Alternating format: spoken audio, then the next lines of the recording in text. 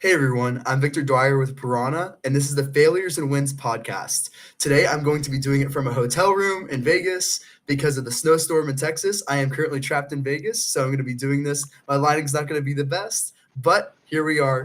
We're still going to be live with you. Today we have Keith on, and we're going to go through some why sellers need to understand the market size of their products. We're going to dive through a little bit what Keith has been through. He's been through a lot of really amazing companies previously, and he has a lot of experience in the Amazon category as a whole. So I'm super excited. He's going to go through a little intro about who he is, how he got into Amazon, and then we'll dive into a little bit of tactics of how to really increase sales. Keith, thank you so much for joining today.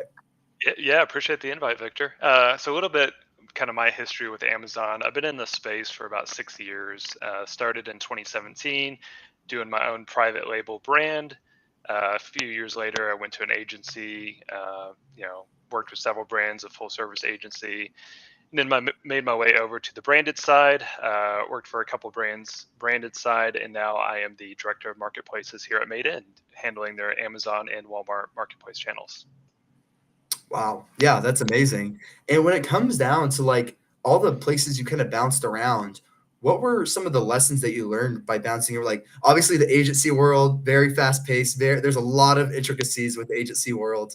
And I have no experience when it comes to like working with a brand directly of like being in, full time as in a brand. So I'd love to learn some of the lessons. If there were any failures in there, any lessons that you learned along the way of kind of working with either in the agency world or just learning like in the Amazon world in general. Love to hear some of that. Yeah, so I've had kind of a range of experience between, five-figure brands all the way up to eight-figure brands on Amazon. I think the biggest surprise to me was there are a lot of skill sets and kind of levers you can pull that, as a five-figure brand that definitely apply to when you're eight figures. But when you get up to that kind of revenue range, it's almost a totally different game. The Mhm. levers and what you're doing to get to that next level are pretty vastly different, especially Mhm. when it comes to things like advertising and just understanding like market dynamics.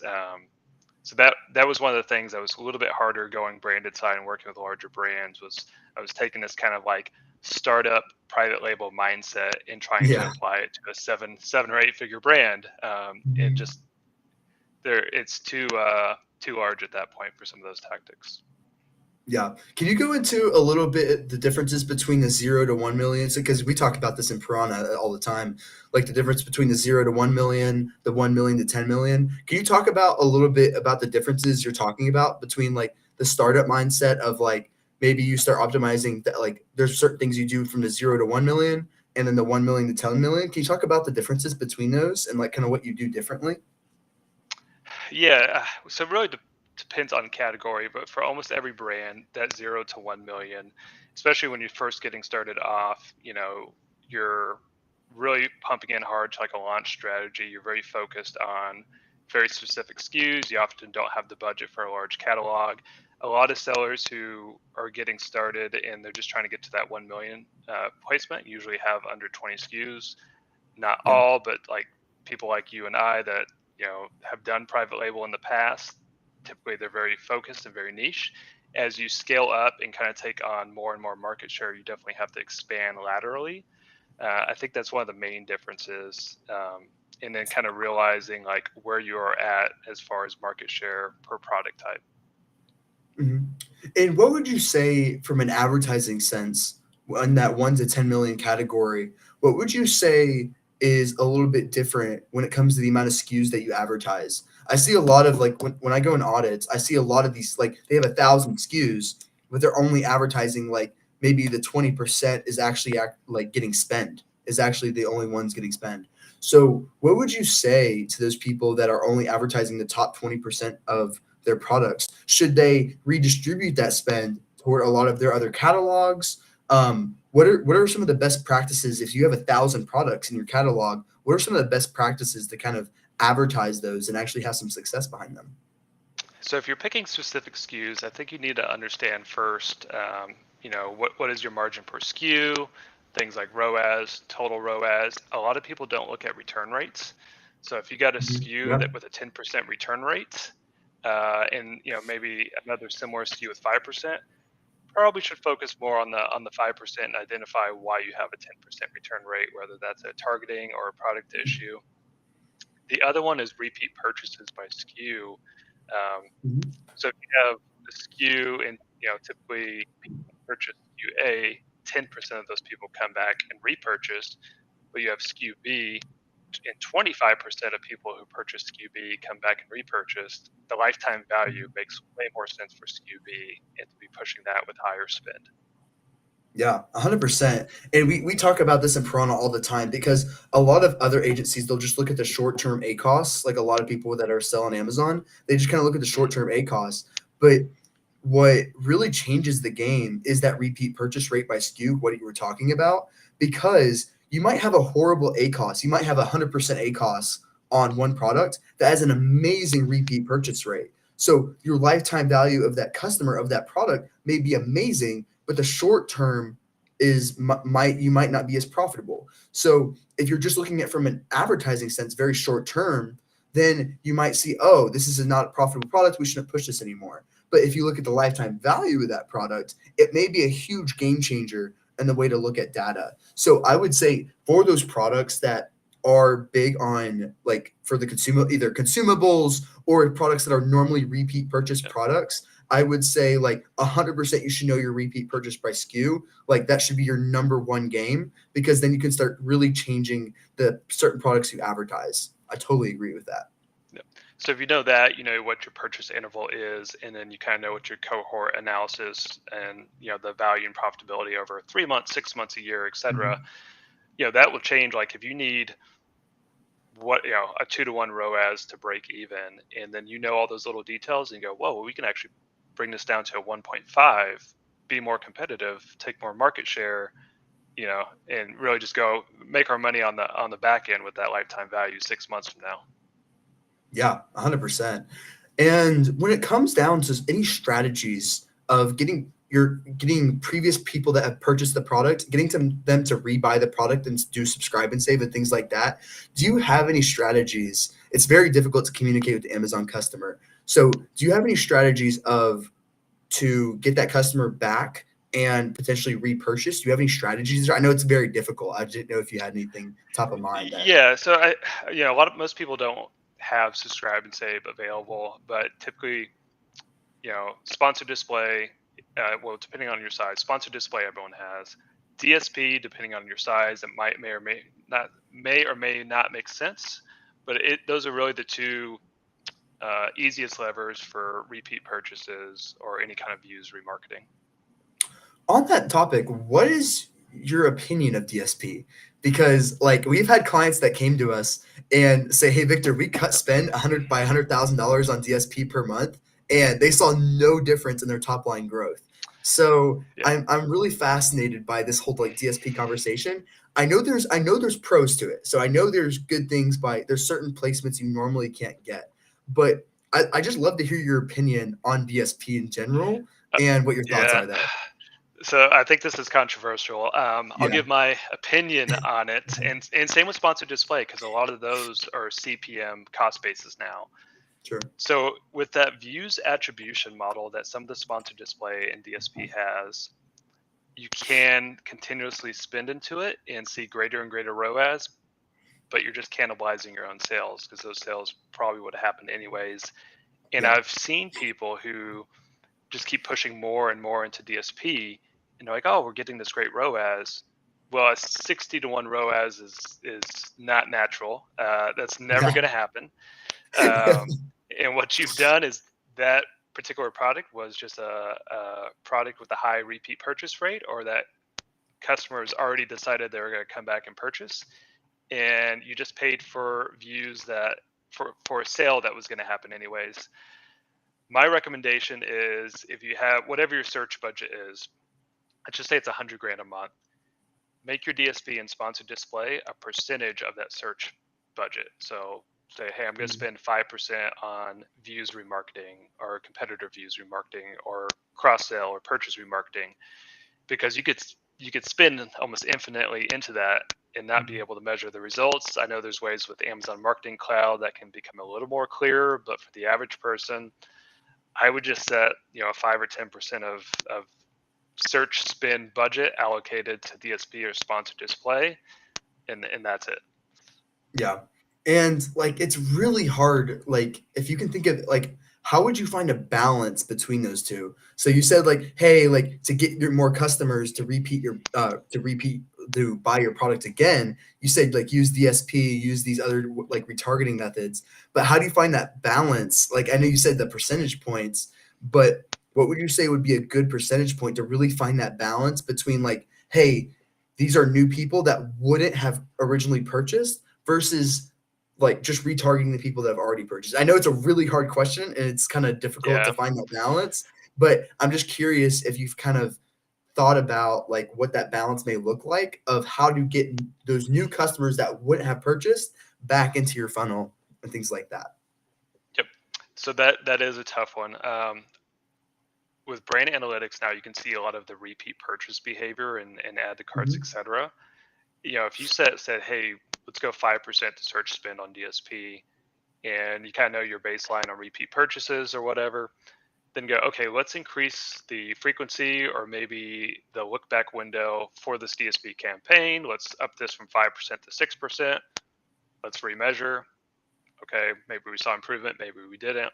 Let's go up to 7%, 8%, change the frequency, change the look back window, see if it makes any difference on what you're trying to achieve. But slow and steady, like make this Mhm. over a few weeks, a couple months. If you lean into it and go from 5 to 10%, I don't know how measurable that difference would be. Yeah. And when it comes to measuring this, like what is the best practices of do you what are the best practices on doing this? Do you look at it in cohorts of the amount of people that are rebuying? Like because trusting the DSP data, like it's kind of difficult Yeah. because they take so much, they say, oh, we were responsible for $1 million in sales. And we're like in actuality, they're like responsible for maybe 10,000.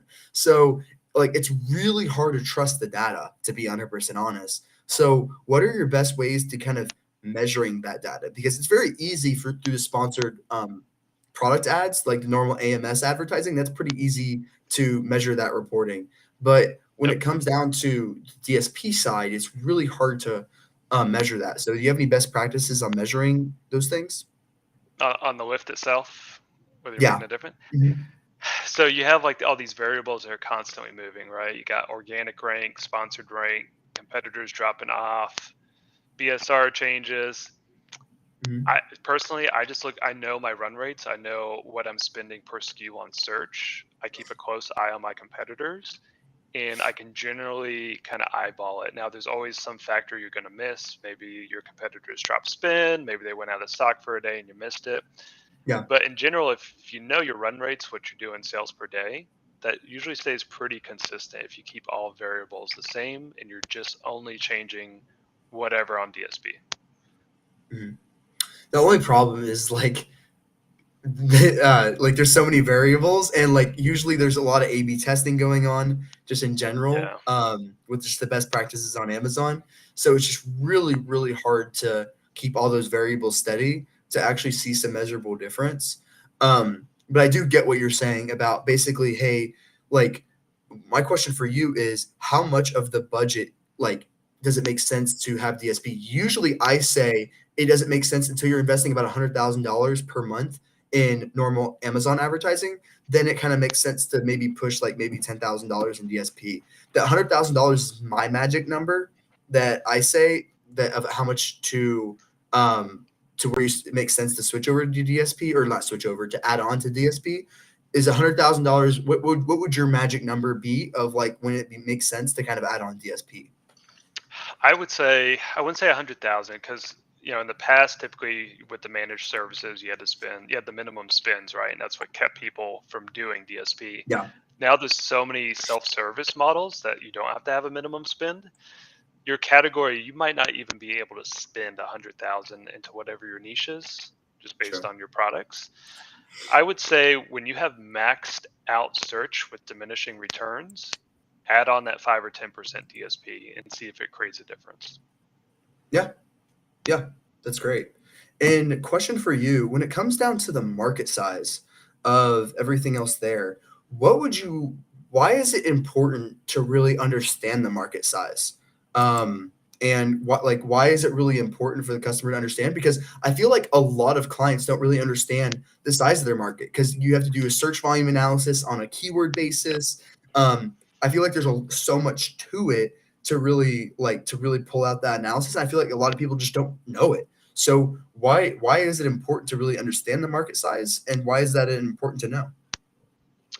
So I think number one is definitely for inventory buys. Going out of stock is the ultimate sin on Amazon. Yeah. And Yeah. so what I've seen is people enter a new market and they've worked with either someone like myself or maybe with the agency, and that agency saying like, "Hey, this category is a $100 million category," and that might be true at the top level, but Mhm. typically your product is going to be a percentage of a percentage of a percentage of that category of who Mhm. your target audience is. Um, so I always use this example. So like, let's say you're launching a pin, Victor, like your own private label pin, and Mhm. pins are $100 million category. Yeah. Well, your pin has black ink, right? So that wipes out 50% of buyers because maybe they prefer blue or red or whatever. Your pin also, let's just say it's made out of wood and it's $100 price points for the executive, for a VP like yourself, Yeah. your desk. Yeah. Well, that right there. So, we already knocked out 50%. So we're down to 50 million. Now we have ballpoint or gel. So probably another 50%. We're down to 25 million. And then based on price point, let's say only 5 or 10% of people are willing to spend $100 on a pin. Well, we just went from 25 million to 2.5 million. And that's your Mhm. available market. And that might be fragmented with several competitors to where you can only realistically obtain 20% of that 2.5 million. So now you're at 500,000, and then typical profits are 15 or 20% if you're lucky. So, Yeah. Yeah, and that's super valuable, and I'm very surprised that a lot of people don't know their competitive positioning in the marketplace too. You mentioned price point. So, like, a lot of people, they go in and they say, "Hey, Victor, I wanna increase my sales," but they're either 50% or almost double the price of their competition of what another person would get. It's a very difficult thing to sell because even though we can push you as much as top as possible, if you're double your competition, usually 20 or 30% is my magic number. Because once you get more than about 20 or 30% more than your competition, then it gets a lot more difficult dramatically to really do your pitch. And that's where like sponsored products is usually the way I go about doing premium based products. I usually have to tell that story through sponsor brand video, and sponsor display is kind of the approach I take because sponsor brand video has a lot higher conversion rates, and you can usually tell your story of why you're premium because Amazon's a very price sensitive customer and they normally don't care about the premium benefits unless you communicate to them, which can be difficult. So usually I tell that story through sponsor brand video that really communicates why it's a premium based product. Any thoughts on that? yeah, I agree. Are a lot of these, are they already existing brands, or are they like brand new to marketplace? I would say I would say brand new. Like, let's say they have a new feature on an existing product. Let's say your pen. You have this pen has an erasable thing at the end. Okay, so it's a new pretend that never existed before. So it's a Mhm. new innovative thing on a current marketplace that's already doing well, and they add one more feature than anyone else, but they're usually about 50% higher. That's what I see a lot of the time, which can be difficult to sell because you are 50% higher, and you have to really gauge like, do people really care about this? Like, do people really want the erasable Yeah. pen? So like that's where it gets really tough and we have to tell that story through video is that where we have the most success on really like gauging if that additional price is worth it.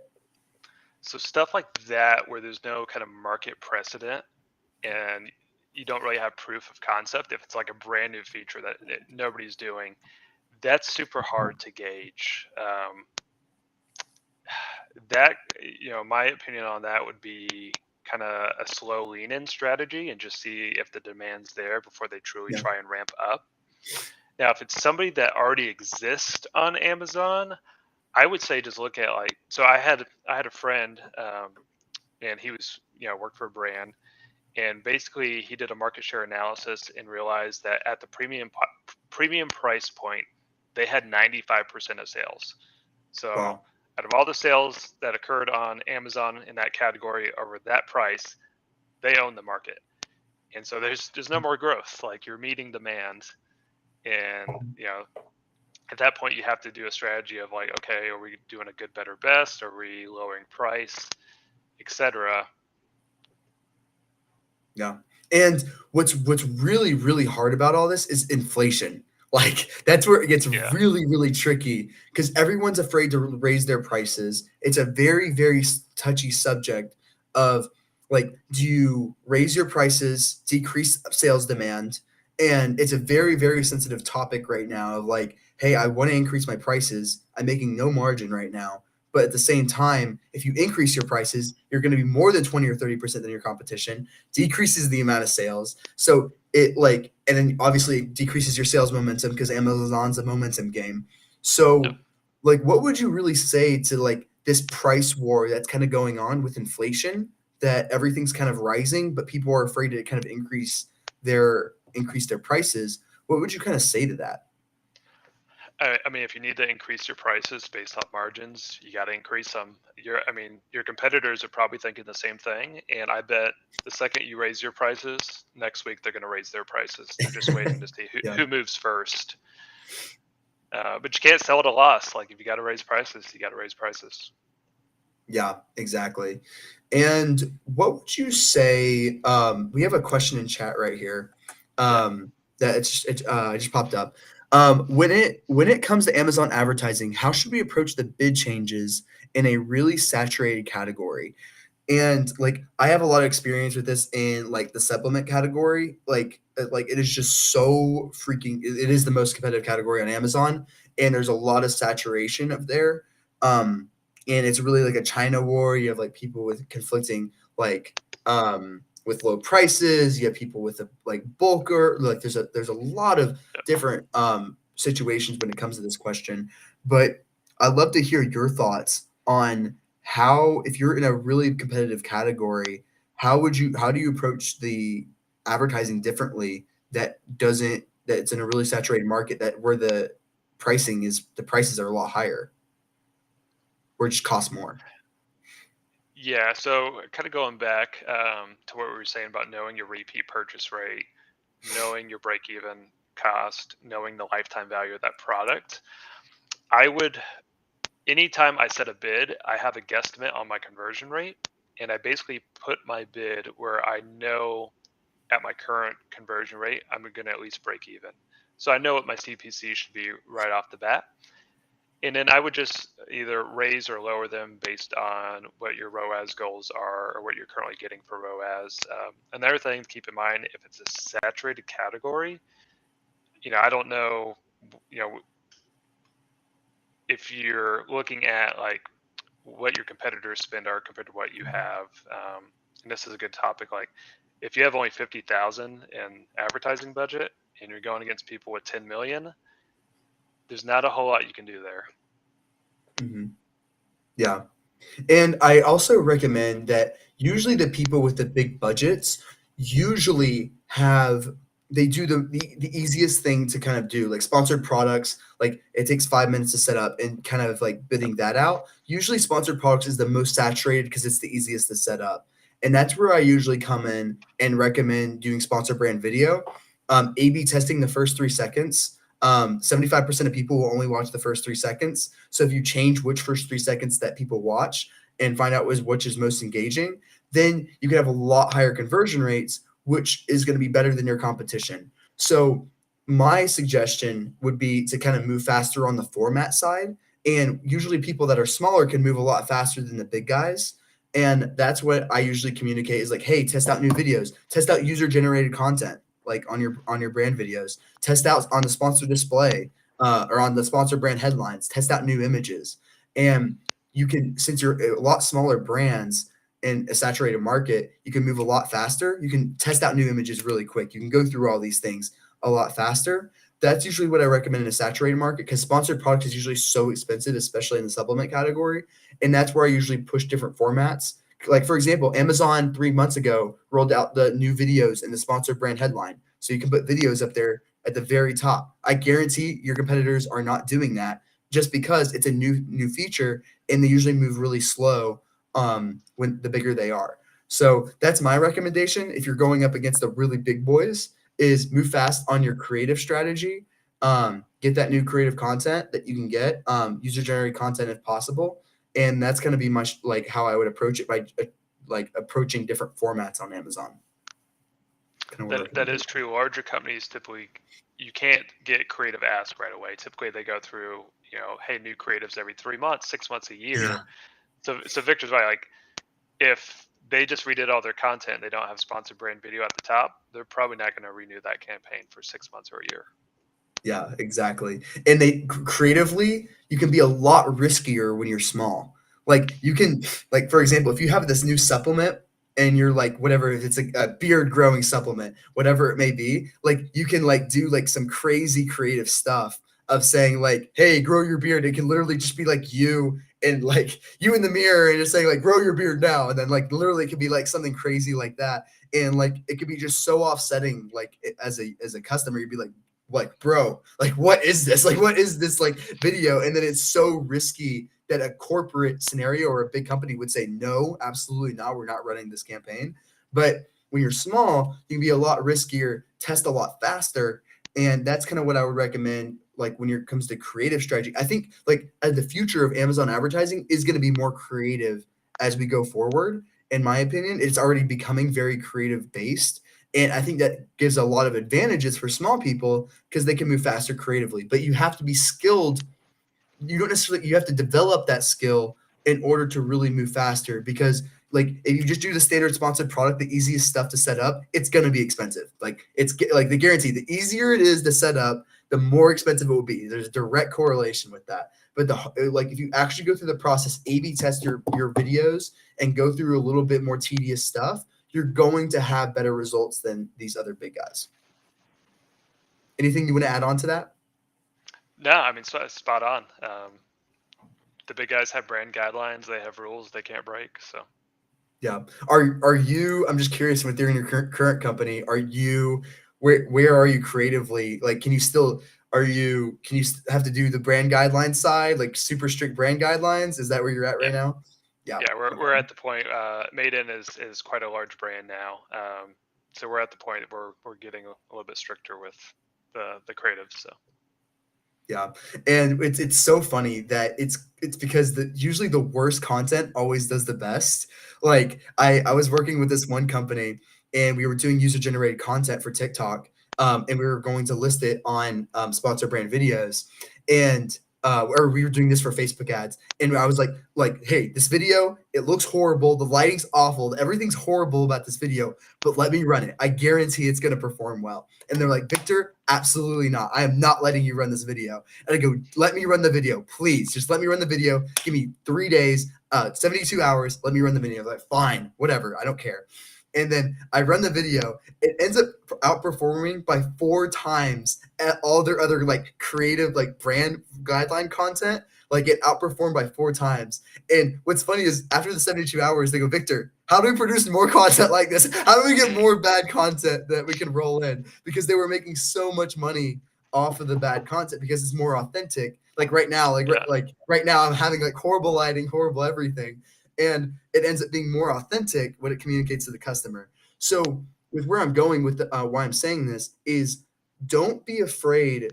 Your brand guidelines, don't be afraid to go outside those brand guidelines and like A/B test, because the more guidelines you have on your creative assets, the less you can do and the less things that are going to happen. I have brands that I've worked with. They said these specific colors, these specific format must be this specific person. The more guidelines and restrictions you give on a creative asset, the less testing you're going to be going through and the less insights you're going to get out of it, basically. So to my suggestion is like, hey, I would like not be too strict on your brand guidelines because you can test a little bit more is to someone that is really super strict about that already, that my suggestion would be dial that down a little bit, in my opinion, on that.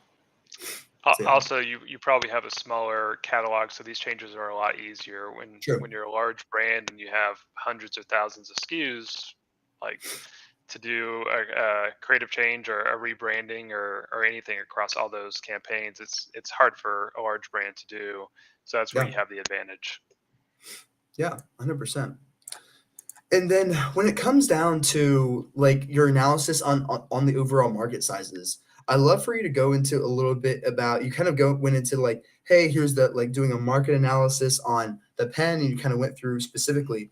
Is there anything else you want to add on to that of how to like doing a market analysis, maybe doing a competitive analysis, price analysis of where you are versus your competition, things like that? Is there anything you want to add on to that of like what you would kind of do in the market size of their product?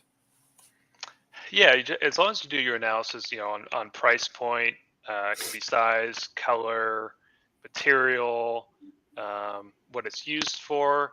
Generally, you're going to have 4 or 5 factors that kind of go into that. That's going to niche down to your actual like obtainable market. And then keep in mind that like once you get that number, like we got to the very end of the pins of the 2.5 million, and then like, oh wait, we have 4 other competitors in the space. Yeah. So you're not going to be able to take over 100% of market share. It's just going to be impossible. So you have to have a realistic percentage. I would say a fragmented market where you have 5 competitors all with 20% market share is way easier to win in versus like a monopoly or duopoly where you have 2 competitors that each own 50%. Um, Taking 1 or 2% from one of the 5 competitors is much easier, and it's much less likely you're going to be noticed compared to going in and targeting one of the two and trying to conquest or have substitution campaigns where you get on their radar and then they use their size and budget to crush you. I'm really surprised by that because I would think it'd be the opposite way.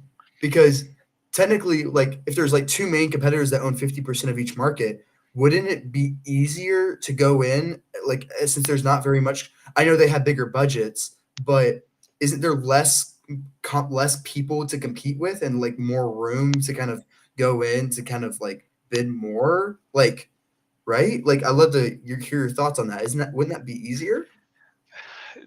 Well, it depends. So let's say you're Mhm. doing like competitor brand name search terms, competitor product name search terms, you're targeting or PDP targeting.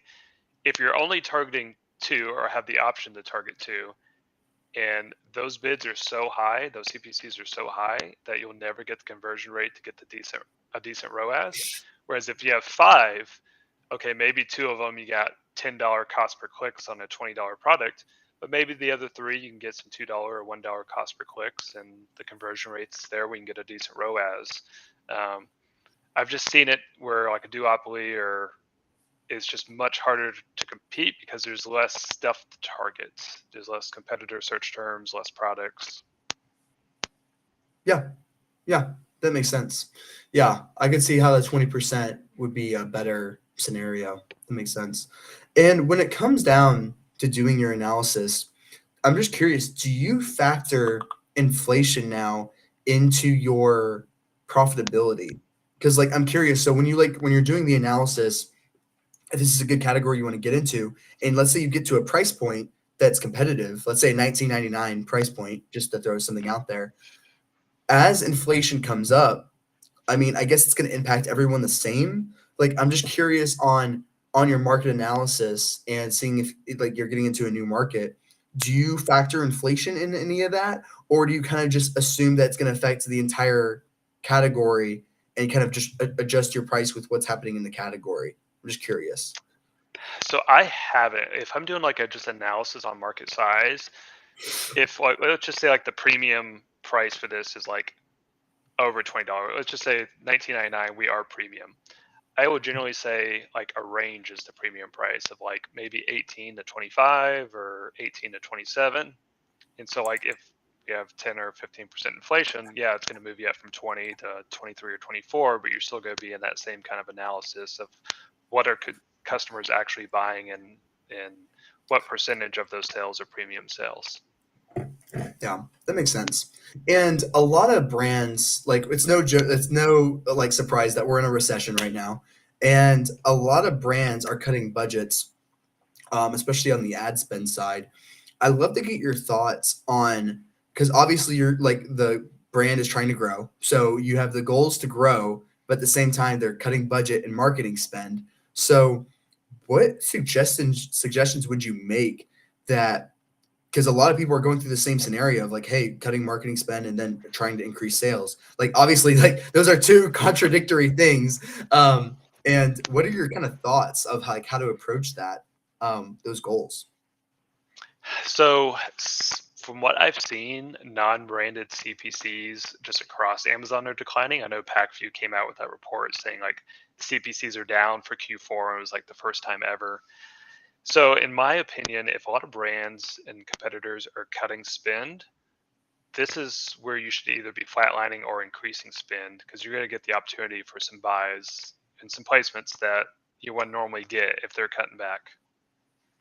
Yeah, yeah. And what how are you analyzing that? Are you just looking at on overall your CPCs at an overall account level?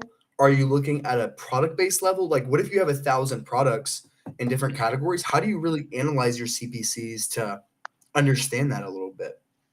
So normally product typing is I look at it based on product type, which is just a collection of SKUs.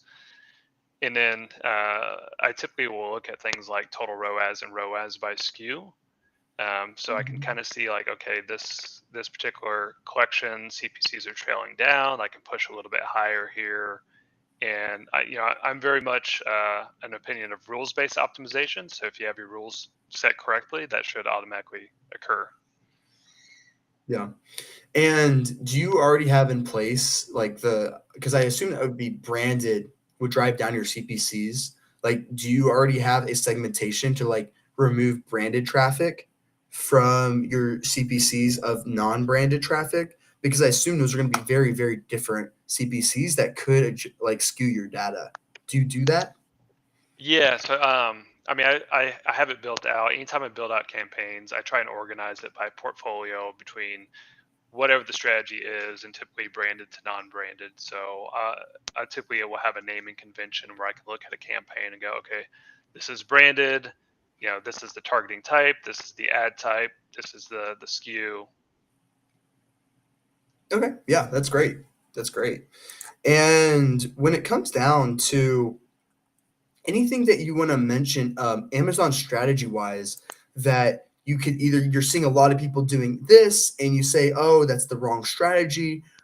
Is there anything else that you're seeing in the marketplace right now that a lot of people are doing wrong or should be doing right now that you're seeing, or any basic Amazon strategies to kind of increase sales there? Yeah, this kind of goes against what some of the stuff I said earlier, but increasing spend is not always the answer. So, like you kind of mentioned, like, Mhm. hey, this customer invented a pen with an eraser on it. If you're seeing like like, let's say they come out with that and it just nails it and they take 20% of market share. If you're seeing like customer behavior change where they're starting to prefer one type of product over another for whatever reason, you're not going to be able to spend your way out of that. Like your product, Mhm. your conversion rate's only going to decrease if the trends are changing. And Yeah. that's where somebody has to kind of have like a product development hat as well and saying like, hey, Mhm. this is what's happening. These products are becoming more popular. We need to change this product or launch a new SKU to meet where the demand is changing. Amazon is all about meeting demand, not creating demand, in my opinion. Yeah. And so if you don't have the right product to meet that current demand, then that's where you need to do a new launch or consider a revamp. Yeah, I love that phrase, by the way. Amazon's not about creating demand; it's about meeting demand. I love that. And when it comes down to it, what would you say to someone that like a lot of people like go in and say like, yes, you're totally right. When it comes down to a lot of people just throw a lot of marketing dollars. I think that's the problem. But I think a lot of people just don't step back and really strategize of what the main product pitch is.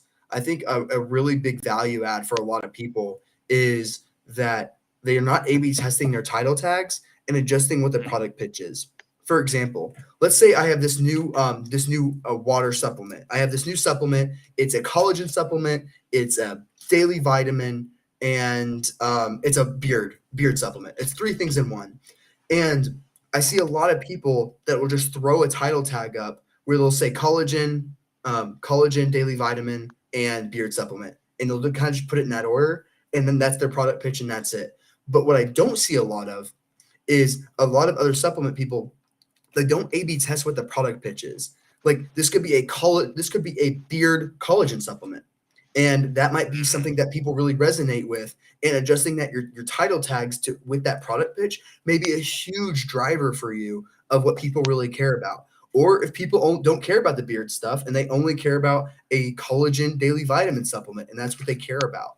And it's really about adjusting your product pitch or going just the hair route, saying, hey, this is a hair daily vitamin supplement, and really pitching that. So I see a lot of people that are just kind of deploying a lot of marketing capital, but not really adjusting what their product pitch is, because that could be a huge revenue, especially when you're in a saturated market with a competitive, a very like with a lot of competitors. If you adjust your product pitch and you're into A/B test your title tags, it goes a long way, and adjusting your product pitch goes like a long way when it comes to driving real revenue.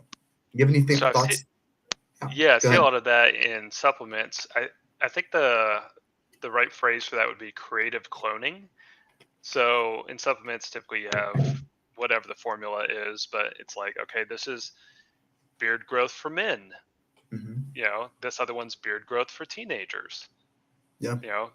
Beard growth for men over 50, etc. Yeah. So same product, same formula, Mhm. different SKUs, of course, and then just like renaming that. I forget the name of the book, but it gave an example of, you have a dog leash, but this is a dog leash for huskies or for chihuahuas, and so Mhm. you could just do creative cloning to get more depth in the market, more breadth of catalog, and then just pick the winners and eliminate the losers. Yeah. Yeah, that's so true. And is there anything else that you want to add that a lot of people should be doing in 2023? Um, whether if it's Amazon strategies, is there anything else that you want to add on to that when it comes to Amazon strategies in 2023? I would say the trend this year seems to be understanding your numbers and profitability. Hmm. The last few years it was all about growth and top line, and everything I'm seeing is people are caring about the bottom line, they're caring about profits. um, Hmm. so what I'd say is like understand like what the top levers are that are costing you money, which are of course could be advertising, referral, and FBA fees, but all the other little fees like return percentages, carrier rates, etc. Those all add up. So a lot of times, if you're not profitable or have a different profitability goal that you're not quite hitting, look into those KPIs and see what levers you can pull to adjust that. Yeah, yeah, that's a great optimization. And we have one more question in here, saying, "I have one more question for Keith. What are your basic rules for campaign optimization?" And I know that's a loaded question, but you talked about how you had previous rule based things going on in the background. Just curious on like high level, what are some rules that you have in there that might be a little bit different from the average? Like, oh, like obviously like decrease a costs, like, and spend less on the ones that are like not working and spend more on the ones that are working. So we know that. But is there anything different that you have in your rules that would be a little bit different from the standard norm? Um, so I guess I got two ways I could answer this. In Mhm. case it's optimization of like keeping your advertising organized, I would say have a good naming convention. So when you look at a campaign, you know what it's doing. As far as like a rules based optimization, the one I see kind of used the least would be placements. Mhm. The adjusting bids based on ROAS is always a go to. Um, and then to me, if you do bid adjustment based on ROAS, having like a tiered structure. So like, I don't know, ROAS greater than 10, increase 20%. ROAS greater than 8, increase 15%. and have it tiered out so your winners increase a lot faster than just your campaigns performing average. Yeah, yeah, that's a great rule for optimization. And like on top of that, I would say like beside the standard, like decrease the stuff that is working, decrease the stuff that isn't, or things like that. Um, yeah, like I would do the same thing on like the formats on the sponsor brand video side, and making sure you're A/B testing that and make sure the rules are kind of working um, for those different types of placements as well, because rules are different based off sponsored product might be different from what you do on sponsor brand video versus like another format that you might be running. So I would just say make sure you segmented it out by like format possibly, if that makes sense, depending on what you're A/B testing um, on anything else there. So that's the only thing I would add on Yeah. to that. I'd say format and strategy. Mhm. Yeah, Not all strategies do you want a profitable ROAS. true. Yeah, sometimes it's just momentum and sales and top line sales to really drive new potential customers for sure.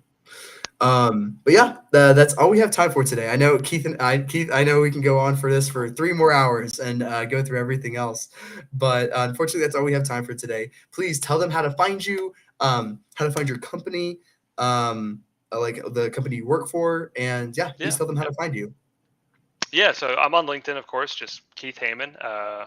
You'll see my profile picture, and then for Made In, it's madeincookware.com. Yeah, so check it out. Cool. Thank you. Yeah, thank you so much for coming on.